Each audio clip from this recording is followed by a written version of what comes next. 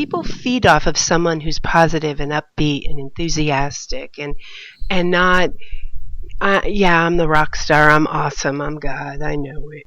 It's so funny. It's so not us. You know, for us, it's like, I've said it so many times, is that we just feel so honored to be able to do this and to be able to, you know, I've talked to people before and I said, like, how many people pay to come watch you work? Do you know what I mean? And it's just that it happens to be our work is on a stage and it's in front of people. So, you know, the entertainment and art has always kind of been at the forefront of history. And so, you know, yes, I'm standing on the stage, and yes, I'm singing into a microphone, and yes, my albums are played on the radio and on YouTube and all over the world, and so that's a little different than, say, like a plumber who plumbs a house in a local area. Right. But even still, I look at it and it's like it's art, even plumbing. If you've ever seen a guy that's incredibly gifted at it, it's just amazing to watch. And so for us, we feel the exact same way, that, you know, we feel very honored that people will come out and they would pay to come see us. So when we perform, I mean, it's on. It's not about giving a half-assed performance. This is about giving every piece of who we are, every ounce of our soul, our spirit, our heart.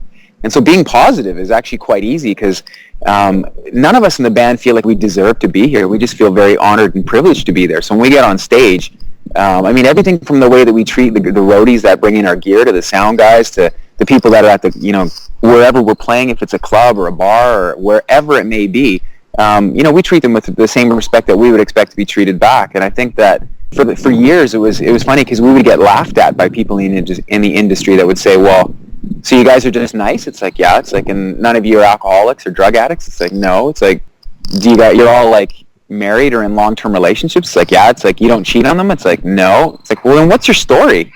I turned to him and I said, that's the story. And he goes, no, that's not the story. And I was like, you're an ass. Like, I was just so done. I was like, it's interesting though, because when you do look at it, you know, how many good people do we actually follow, say, in the news, or do we follow, you know, good events and good things happening in our communities? It's very, very scarce compared to the amount of bad, negative things that are happening. And so it's almost like what we do is we teach people from, you know, the moment they're young all the way up that, you know, do negative things and you're going to get a rise out of people. But if you do positive things, it gets overlooked.